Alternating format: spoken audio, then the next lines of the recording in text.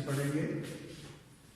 Orbital velocity का मतलब ये है कि अगर एक सैटेलाइट जो है हम ज़मीन के ऑर्बिट में जो है उसको भेजें तो किस वेलोसिटी के साथ वो पर्टिकुलर ऑर्बिट के रेडियस के अंदर पर्टिकुलर ऑर्बिट के अंदर ऑर्बिटिंग करेगा। यानी कि ये हमारे पास अर्थ है जिसका मास कैपिटल एम के इक्वल है। अब एक सैटेलाइट जो है उसको हम एक पर्टिकुलर ऑर्बिट के अंदर जो है वो मूव करवाना चाहते हैं, ऑर्बिटिंग करवाना चाहते हैं, और बिल्कुल इस ऑर्बिट का जो इस सैटेलाइट का जो मास है वो क्या समान है के इक्वल। तो ये सर्कुलर ऑर्बिट है, डेफिनेटली इसका रेडियस जो है क्या लेके आर के इक्वल। अब आपको पता है कि जब भी कोई बॉडी जो है वो सर्कुलर पाथ में मूव करती है तो उसको सर्कुलर पाथ में मूव करवाने के लिए एक सेंट्रीपिटल फोर्स रिक्वायर्ड होती है। तो यहाँ कौन सी फोर्स उसको सेंट्रीपिटल फोर्स प्रोवाइड कर रही है? डेफिनेटली यहाँ जो ग्रेविटेशनल फोर्स है अर्थ और सैटेलाइट के दरमियान ये इसको सेंट्रीपिटल फोर्स प्रोवाइड कर रही है। और according to Newton gravitational law इन दोनों के दरमियान यानी कि यहाँ से यहाँ तक का जो इनका सेंटर है, इस सेंटर के जमीन के अर्थ के सेंटर से ऑर्बिट के सेंटर तक का जो डिस्टेंस है वो हमने कहा कि रेडियस ऑफ द ऑर्बिट के इक्वल है, तो वो आर के इक्वल है। तो अब क्या होगा, न्यूटन का सेकंड लॉ क्या कहता है कि एफ जो होगा वो G M M over R square के इक्वल होगा। तो ये वो फोर्स है जो इस सैटेलाइट को एक पर्टिकुलर सर्कुलर ऑर्बिट के अंदर ऑर्बिटिंग करने पे कंपेल कर रही है। यानी कि ये जो फोर्स है जिसकी वजह से ये सैटेलाइट स्ट्रेट लाइन की बजाय इस सर्कुलर पाथ को अडॉप्ट किए हुए है, वो ये फोर्स है सेंट्रीपिटल फोर्स। ये फोर्स ग्रेविटेशनल फोर्स ये उसको प्रोवाइड कर रही है। अब आपको पता है कि सेंट्रीपिटल फोर्स के लिए रिलेशन क्या होती है, एफ सी जो होता है वो होता है M V square over R. यानी कि मास जो है ऑब्जेक्ट का जो कि सर्कुलर पाथ को अडॉप्ट किए हुए है वो एम के इक्वल है, और इसकी वेलोसिटी की जो मैग्नीट्यूड है वो वी है, और रेडियस इसका आर के इक्वल है। अब ये सेंट्रीपिटल फोर्स इसको बेसिकली ये ग्रेविटेशनल फोर्स प्रोवाइड कर रही है। तो इसलिए हम कह सकते हैं कि ये जो M V square over R है ये किसकी इक्वल होगा, G M M over R square. अब यहां देखिए ये m जो है इस m से कैंसिल हो जाएगा, ये r इसके स्क्वायर को कैंसिल कर देगा। तो इसका मतलब ये होगा कि आपके पास v स्क्वायर जो होगा उसकी value G M over R के इक्वल होगी, और v किसके बराबर हो जाएगा, दोनों तरफ का रूट ले लें, G M over R under root. इसका क्या मतलब हुआ कि अगर एक ऑब्जेक्ट जो है वो रिवॉल्व करना चाहता है इससे एक पर्टिकुलर रेडियस के अंदर अर्थ के अराउंड, तो उसकी वेलोसिटी जो है वो ये होनी चाहिए। अब इसके ऊपर गौर कीजिएगा कि जी और एम दोनों ही कांस्टेंट है। इसका क्या मतलब हुआ कि ऑर्बिटल वेलोसिटी ये कहलाएगी ऑर्बिटल वेलोसिटी, यानी कि वो वेलोसिटी जिस वेलोसिटी से ये जो हमारा सैटेलाइट जो है वो पर्टिकुलर ऑर्बिट के अंदर ऑर्बिटिंग करेगा।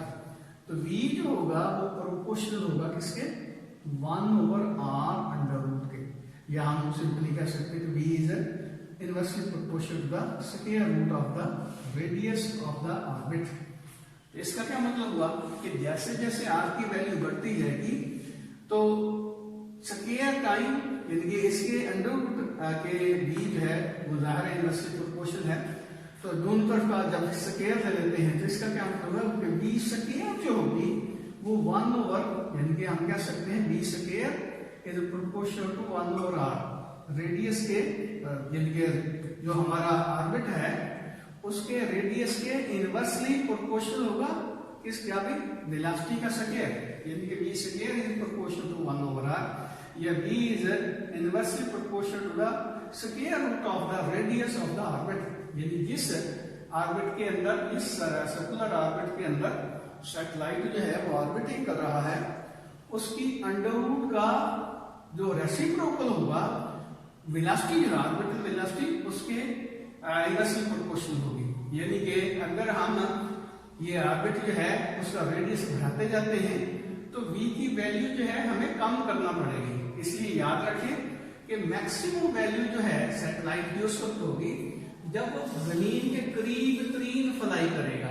तो जैसे जैसे हम जमीन से, अर्थ से आगे चलते जाते हैं तो वेलोसिटी जो है वो कम होती जाती है। यानी कि हमें इस पर्टिकुलर ऑर्बिट के अंदर ऑर्बिटिंग करने के लिए सैटेलाइट को वेलोसिटी की वैल्यू कम रखना पड़ेगी जैसे जैसे हम जमीन के सेंटर से आगे चलते जाएंगे। तो इसलिए आप कह सकते हैं कि बिल्कुल ये देखें ना कि अगर रेडियस जो है वो 4 टाइम हम इंक्रीज कर देते हैं तो वेलोसिटी जो है वो आगे रह जाएगी। ये देखिए gm तो कांस्टेंट है, यहाँ 4 होगा तो इसका क्या मतलब हुआ, ये 1/2 आ जाएगा। मैं इसको बता देता हूँ कि अगर ये देखिए b डैश जो है वो किसके इक्वल होगी, gm/4r√। यदि कि अगर हमने रेडियस जो है इसका 4 गुना ज्यादा ले लिया है, जमीन की सतह से, जमीन के सेंटर से हम पहले एक सैटेलाइट जो है रिवॉल्व करवाते हैं जिसका डिस्टेंस जो है सेंटर से r के इक्वल है। अब हम सैटेलाइट जो है कैसे ऑर्बिट में रिवॉल्व करवाना चाहते हैं जिसका डिस्टेंस जो है वो 4r के इक्वल है। तो जो दूसरी वेलोसिटी होगी v डैश जो होगी वो किसके इक्वल होगी, ये देखिए 1/2 gm/r²।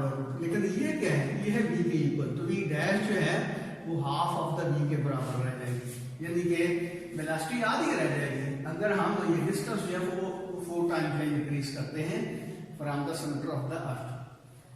तो ये हुआ ऑर्बिटल वेलोसिटी, यानी कि ये बेसिकली वो वेलोसिटी है कि जिस वेलोसिटी से अगर हम फ्लाई करवाते हैं सैटेलाइट को तो वो एक पर्टिकुलर रेडियस के अंदर जो है वो मूव करेगा। इसका मतलब ये हुआ कि रेडियस जो है जो जिसमें ये वेलोसिटी अपना क्या कहते हैं सैटेलाइट जो है वो रिवॉल्व करता है, उसका जो रेडियस है वो v के स्क्वायर रूट के प्रोपोर्शनल है, इनवर्सली प्रोपोर्शनल।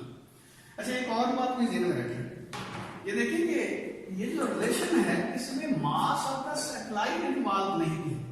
इसका मतलब ये हुआ कि मास जो है सैटेलाइट का वो ज्यादा हो या कम हो, मास के ऊपर इसकी ऑर्बिटल वेलोसिटी डिपेंड नहीं करती, ऑर्बिटल वेलोसिटी सिर्फ रेडियस के ऊपर डिपेंड करती। तो ये आपके इसका चैप्टर का आखिरी आर्टिकल था। तो अगर कोई क्वेश्चन हो तो बाद में पूछ लेना, हम कुछ क्वेश्चन जो है आप कर लेते हैं।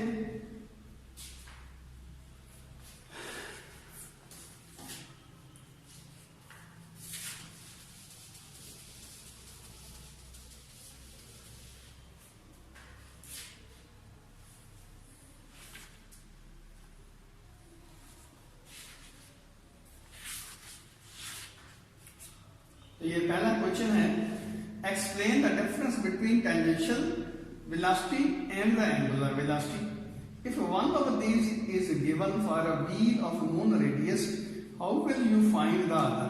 कहता है कि क्या डिफरेंस है टेंजेंशियल वेलोसिटी में और एंगुलर वेलोसिटी में। अब देखिए कि अगर एक बॉडी जो है वो इस तरह रोटेट कर रही है तो इसकी जो रोटेशन है वो फास्टर है या स्लोअर है, यानी कि इसके number of revolution per unit time ज्यादा है या कम है, ये हमें बताती है इसकी एंगुलर वेलोसिटी। यानी कि हम सिंपली कह सकते हैं कि angular velocity is equal to delta theta over delta T, time rate of change of angular displacement, वो क्या कहलाएगी, या time rate of angular displacement is called angular velocity. यानी कि इससे हम ये देखना चाहते सकते हैं कि जो अपना ऑर्बिटिंग वेलोसिटी है या जो सर्कुलर पाथ में बॉडी मूव कर रही है वो कितनी फास्टर मूव कर रही है सर्कल के अंदर। अगर वो ज्यादा फास्टर मूव कर रही है तो इसका मतलब उसकी एंगुलर वेलोसिटी ज्यादा है, अगर वो स्लोली मूव कर रही है, रोटेट कर रही है, तो हम कहते हैं कि उसकी एंगुलर वेलोसिटी की वैल्यू कम है। तो एंगुलर वेलोसिटी सिंपली क्या है, रेट ऑफ रोटेशन है। यानी कि अगर एक ऑब्जेक्ट जो है उसको हम देखते हैं वो बड़ा फास्टली रोटेट कर रहा है सर्कल के अंदर तो हम कहते हैं उसकी एंगुलर वेलोसिटी ज्यादा है, और अगर वो स्लोली मूव करता है, रोटेट करता है, तो एंगुलर वेलोसिटी कम है। तो angular velocity basically time rate of displacement है, time rate of displacement of the moving body. अब दूसरी बात यह है कि टेंजेंशियल वेलोसिटी क्या होती है। अब देखिए, अगर एक बॉडी जो है वो सर्कुलर पाथ में मूव करती है तो उसकी जो लीनियर वेलोसिटी होती है, किसी भी पॉइंट के ऊपर देखें तो उसकी वेलोसिटी की डायरेक्शन अलोंग द टेंजेंट होती है, यानी कि लीनियर वेलोसिटी की डायरेक्शन जो है along the tangent to the circular path होती है। यानी कि अगर यहाँ पे देखिए तो इसकी वेलोसिटी की डायरेक्शन ये होगी, यहाँ पे देखिए इसकी वेलोसिटी की डायरेक्शन ये होगी, यहाँ पे देखिए इसकी वेलोसिटी की डायरेक्शन ये होगी, इधर इसकी वेलोसिटी की डायरेक्शन ये होगी। तो इसका मतलब इसकी वेलोसिटी की डायरेक्शन पे अलोंग द टेंजेंट होती है, और ये लीनियर वेलोसिटी है। यानी कि जब एक बॉडी जो है सर्कुलर पाथ में मूव करती है तो उसकी लीनियर वेलोसिटी की direction along the tangent to the circular path होती है। तो वो लीनियर वेलोसिटी जो है बॉडी की किसी भी इंस्टेंट के ऊपर वो कहलाती है टेंजेंशियल वेलोसिटी, और इसलिए उसको टेंजेंशियल कहते हैं कि उसकी डायरेक्शन अलोंग द टेंजेंट होती है। तो ये लीनियर वेलोसिटी की जो मैग्नीट्यूड होती है v is equal to r omega के इक्वल होती है। यानी कि v जो है ओमेगा और r का प्रोडक्ट है। r का क्या मतलब हुआ कि एक्सल रोटेशन से हम देखना चाहते हैं कि बॉडी का डिस्टेंस कितना है। ये जो यानी जिस सर्कल में बॉडी रोटेट कर रही है तो डेफिनेटली सेंटर से उसके सर्कमफेरेंस का जो डिस्टेंस होगा वो सर्कल का रेडियस कहलाएगा। तो v is equal to r omega, v और ओमेगा में ये रिलेशनशिप है। अब अगली बात उसने ये पूछी है कि if one of this is given for a wheel of known radius, how will you find the other.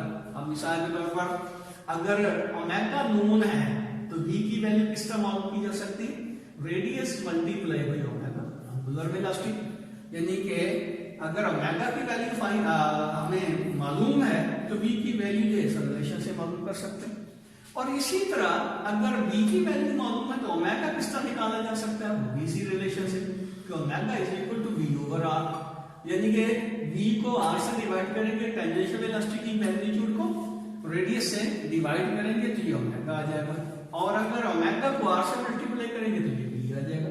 यही देख लें कि अगर ये जो हमारा एक ऑब्जेक्ट है वो इसका सर्कुलर पाथ में रोटेट कर रहा है जिसका रेडियस जो है r के बराबर, ये व्हील है जिसका रेडियस r के इक्वल है, तो इसके एंगुलर वेलोसिटी बिल्कुल ओमेगा। तो डेफिनेटली अगर हम किसी भी पॉइंट के ऊपर v की वैल्यू निकालना चाहते हैं तो वो r और ओमेगा का प्रोडक्ट होगा, यानी कि ओमेगा को r से मल्टीप्लाई कर देंगे। और अगर इसकी एंगुलर वेलोसिटी की वैल्यू मालूम करना चाहते हैं और v की वैल्यू नोन है तो v को r से डिवाइड कर देंगे, तो ये आपके पास इसकी एंगुलर वेलोसिटी की वैल्यू आ जाएगी। Explain what is meant by centripetal force and why it must be furnished to an object if the object is to follow a circular path. कहते हैं कि सेंट्रीपिटल फोर्स से क्या मुराद है। सेंट्रीपिटल फोर्स ऐसी फोर्स होती है जो कि किसी भी बॉडी को स्ट्रेट पाथ में मूव करने की बजाय सर्कुलर पाथ में मूव करने पे कंपेल करती है। यानी कि centripetal force is such a force which compel the body to move around the circular path. यानी कि जिस तरह आपकी किताब में भी दिया हुआ है कि एक बॉडी जो है उसको स्ट्रेट पाथ की बजाय सर्कुलर पाथ में मूव करने के ऊपर जो फोर्स कंपेल करती है ऑब्जेक्ट को वो कहलाती है सेंट्रीपिटल फोर्स। अब अगली बात बड़ी इंपॉर्टेंट है, कहते हैं कि अगर एक बॉडी जो है वो सर्कुलर पाथ में मूव करती है तो सेंट्रीपिटल फोर्स की क्यों जरूरत पेश आती है। तो यहाँ ये देखिए, हमने न्यूटन का फर्स्ट लॉ क्या पढ़ा था कि अगर एक ऑब्जेक्ट है वो अगर मूव कर रहा है तो उसकी वेलोसिटी की डायरेक्शन और मैग्नीट्यूड कांस्टेंट रहेगी जब तक कि उसके ऊपर कोई एक्सटर्नल फोर्स एक्ट ना करे। अपनी ये जो स्टेटमेंट है इसके ऊपर गौर करें। न्यूटन का फर्स्ट लॉ जो कहता है, यानी कि न्यूटन के फर्स्ट लॉ के accordingly in the absence of external force a body remains at rest और continue to move with constant velocity. यहां वेलोसिटी का लफ्ज हम इस्तेमाल करते हैं, यानी कि वेलोसिटी कांस्टेंट रहती है। और आपको पता है वेलोसिटी दो तरह चेंज हो सकती है क्योंकि वेक्टर क्वांटिटी है ना। अगर उसकी मैग्नीट्यूड चेंज करेंगे तो भी वेलोसिटी चेंज होगी, अगर उसकी डायरेक्शन चेंज करेंगे तो भी वेलोसिटी चेंज होगी। इसका मतलब ये हुआ कि इन दोनों चीजों को चेंज करने के लिए हमें फोर्स लगानी पड़ेगी, अदरवाइज बॉडी इटसेल्फ अपनी डायरेक्शन ऑफ मोशन को भी चेंज नहीं कर सकती। तो आप देखें कि अगर एक बॉडी जो है उसके ऊपर कोई फोर्स नहीं लग रही और वो मूव कर रही है, तो जो स्ट्रेट लाइन में मूव करती रहेगी वो सर्कुलर पाथ में मूव नहीं करती। अगर उसको सर्कुलर पाथ में हमने मूव करवाना है, जिस तरह यहां देखें कि इसको सर्कुलर पाथ में मूव करवाना है, तो डेफिनेटली यहां एक फोर्स लगाना पड़ेगी। बिल्कुल इसी तरह की बात कि अगर हम एक बॉल को रस्सी के साथ बांध देते हैं और रस्सी हम घुमाना शुरू कर देते हैं बॉल को, अगर रस्सी जो है किसी भी पॉइंट के ऊपर टूट जाती है, मिसाल के तौर पर ये देखिए इस सर्कल में हम बॉल को रोटेट करवा रहे थे, रोटेट करवाए जा रहे थे, और जब तक ये रस्सी जो है इसको अपने यानी कि सेंटर की तरफ खींचती है, उस वक्त तक ये बॉल जो है वो सर्कुलर पाथ को ये अडॉप्ट करेगी। यानी कि ये डायरेक्शन है, इधर ये डायरेक्शन है, ये डायरेक्शन है, तो ये सेंट्रीपिटल फोर्स, और बेसिकली ये सेंट्रीपिटल फोर्स जो है ये टेंशन इन द स्प्रिंग जो है, इनके रस्सी की जो टेंशन है वो इसको सेंट्रीपिटल फोर्स प्रोवाइड कर रही है। अब बेल फर्जर जब ये हमारी बॉल जो है यहाँ पे आती है, बेल फर्ज यहाँ पे आती है, चलो ये यहाँ पे आती है, तो रस्सी यहाँ से टूट जाती है। जैसे ही रस्सी टूटती है इसके ऊपर फोर्स खत्म हो जाती है। तो अब चूंकि कोई फोर्स इसके ऊपर लग नहीं रही तो इसकी डायरेक्शन को चेंज करे, मीन सर्कुलर पाथ में इसको मूव करवाने पे को कंपेल करे, तो डेफिनेटली क्या होगा कि ये बॉल जो है स्ट्रेट लाइन में मूव करेगी। वही बात कि अगर एक बॉडी जो है उसके ऊपर फोर्स ही लगती तो बॉडी स्ट्रेट पाथ में ही मूव करेगी, वो सर्कुलर पाथ में मूव नहीं कर सकती। तो एक स्ट्रेट पाथ को बेंड करना है आपने सर्कुलर पाथ में, तो उसके लिए लाजमी तौर पर एक फोर्स चाहिए, और जब बॉडी सर्कुलर पाथ में मूव करवाती है यदि होती है तो वो फोर्स कहलाती है सेंट्रीपिटल फोर्स। तो इसलिए हम कहते हैं कि अगर एक बॉडी जो है उसको सर्कुलर पाथ में मूव करवाना है तो उसके लिए लाजमी है कि एक सेंट्रीपिटल फोर्स हो। अगला क्वेश्चन है what is meant bye moment of inertia, explain its significance. Moment of inertia से क्या बुलाना है? अब जब हम मोमेंट ऑफ इनर्शिया या रोटेशन इनर्शिया पढ़ रहे थे तो उस वक्त हमने एक बात देखी थी कि जो रोल लीनियर मोशन में मास का होता है वही रोल रोटेशनल मोशन में मोमेंट ऑफ इनर्शिया का होता है। तो मोमेंट ऑफ इनर्शिया जो है वो बेसिकली इनर्शिया है। जिस तरह लीनियर मोशन में क्या है कि एक बॉडी जो है वो अपनी जो स्ट्रेट लाइन को अपनी मोशन को कंटिन्यू रखती है अपने इनर्शिया की वजह से। वो तो सिंपल सी बात है कि जिस बॉडी का मास ज्यादा होगा उसका इनर्शिया ज्यादा होगा, यानी कि उसकी जो स्टेट ऑफ रेस्ट है या मोशन की स्टेट है उसको चेंज करना उतना ही ज्यादा मुश्किल होगा। क्यों बोला कि अपने इनर्शिया की वजह से वो अपनी स्टेट ऑफ रेस्ट या यूनिफॉर्म मोशन जो है उसको कंटिन्यू रखने की कोशिश करती है। तो सिंपल बात ये है कि ये देखिए अगर ये फर्श है और इसके ऊपर दो बाल जो है रोल कर रही है, चलो हम इसको 3 डायमेंशन में शो करने की कोशिश करते हैं। ये एक बाल है, एक बाल ये, लेकिन ये बाल जो है वो रबल बाल है और ये जो है वो स्टील बाल है। तो ये देखिए अगर ये दोनों खड़ी हैं, आप इसको भी पांव से हिट करते हैं, इसको भी पांव से हिट करते हैं, तो डेफिनेटली ये है रबर बाल और ये कह लेते स्टील बाल है या लेड बाल है। तो आप देखिए इसको भी हिट करते हैं, इसको भी हिट करते हैं। अगर आपने दोनों को सेम इलास्टिक से मूव करवाना है तो यानी कि जाहिर है आप इसके ऊपर कंपैरेटिवली कम फोर्स लगा के इसको मूव करवा सकते हैं, लेकिन उतनी इलास्टिक से अगर इसको मूव करवाना है तो इसके ऊपर ज्यादा फोर्स लगाना पड़ेगा। क्यों? इसका मास ज्यादा होने की वजह से इसमें अपनी जो स्टेट ऑफ रेस्ट है उसको कंटिन्यू रखने की सलाहियत ज्यादा है, मीन इनर्शिया ज्यादा है। और इसी तरह अगर ये दोनों बॉल जो हैं वो सेम इलास्टिक से मूव कर रही हैं, आप इसको भी रोकते हैं, इसको भी रोकते हैं, तो अगर इसको रोकेंगे तो आपके पांव के ऊपर चोट ज्यादा लगेगी, इसको रोकेंगे तो आपके पांव के ऊपर चोट है कंपैरेटिवली कम लगेगी। थोड़ा सा इमेजिन कर लें कि ये फुटबॉल है और ये उसी साइज की हमारी लेड बॉल है, तो आप खुद अंदाजा करें कि अगर इसके ऊपर फोर्स हिट करेंगे इसको और इसको हिट करेंगे तो यहाँ आपको डेफिनेटली चोट नहीं लगेगी, लेकिन जब उसी जोर से इसको हिट करेंगे तो अच्छी खासी आपको एक पाँव को चोट लगेगी। इसका मतलब इसने ज्यादा रजिस्टर किया है इसके मुकाबले में अपनी स्टेट ऑफ रेस्ट को कंटिन्यू रखने के लिए। और इसी तरह अगर दोनों बाल में सेम वेलोसिटी से मूव कर रही है, आप इसको भी रोकना चाहते हैं इसको भी रोकना चाहते हैं, तो इसको रोकने के लिए आपको ज्यादा स्ट्रगल करना पड़ेगी, ज्यादा यानी कि आपको फोर्स लगाना पड़ेगी। या अगर पाँव से आप इसको रोकते हैं तो ये आपके पाँव पे ज्यादा चोट लगाएगी इसके मुकाबले में। अब ये देखिए इसमें यानी कि जो हमारी इनर्शिया होता है लीनियर मोशन में, वो मोशन को कंटिन्यू रखता है, कंटिन्यू रखने की कोशिश करता है। बिल्कुल इसी तरह रोटेशनल मोशन में क्या होता है, इधर रोटेशनल इनर्शिया जो मोमेंट ऑफ इनर्शिया यही काम करता है। अब ये जो मुख्तलिफ किस्म के इंजन होते हैं उसमें क्या होता है, ये पहले बड़े बड़े इंजन हुआ करता इंजन जो होते थे क्रूड ऑयल वगैरह के, उसके बड़े बड़े व्हील होते थे। तो ये बड़े व्हील जो है उनका फायदा क्या होता था, फायदा ये उसका होता था उनका, ये व्हील जो है इसका बड़ा बता दें, उसका फायदा ये होता था कि ये सिंगल पिस्टन जो होता था इसमें, ये ऐसे समझ लें, तो इसमें सिंगल पिस्टन जो हुआ करता था, ये ऐसे ये पिस्टन होता था और ये सिलेंडर होता था। अब ये जब रोल करता था तो पिस्टन जो है वो सिर्फ इसके 1/4 तक 1/4 तक फोर्स लगाता है, यानी कि जब पिस्टन को धक्का मिलता है तो उस वक्त ये यहां से यहां तक इसको रोल करवाता है, यानी कि ऐसे समझे कि 1/4 तकरीबन इसको रोल करवाता है। बाकी 3/4 जो व्हील अपने मोमेंट ऑफ इनर्शिया की वजह से कवर अप करता है। अगर ये व्हील ना हो तो क्या होगा, जाहिर है इसकी जो मोशन है वो कंटिन्यू नहीं रह सकती, क्योंकि इधर से पुश मिला तो पिस्टन है इधर यानी कि टॉप पे गया हुआ था, वो बॉटम पे पहुंच जाएगा, बॉटम पे पहुंच के रुक जाएगा।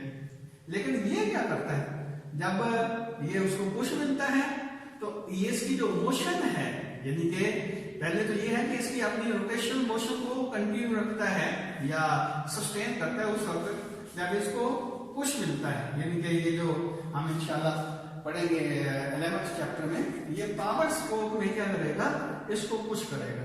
जब इसको पुश करता है तो तकरीबन ये 1/4 यानी कि 1/4 हिस्सा जो है पिस्टन जब अपना ये फ्लाई व्हील जो है वो मूव करता है, और बाकी 3/4 यानी कि ये 1/4 तक इसको पावर मिली है।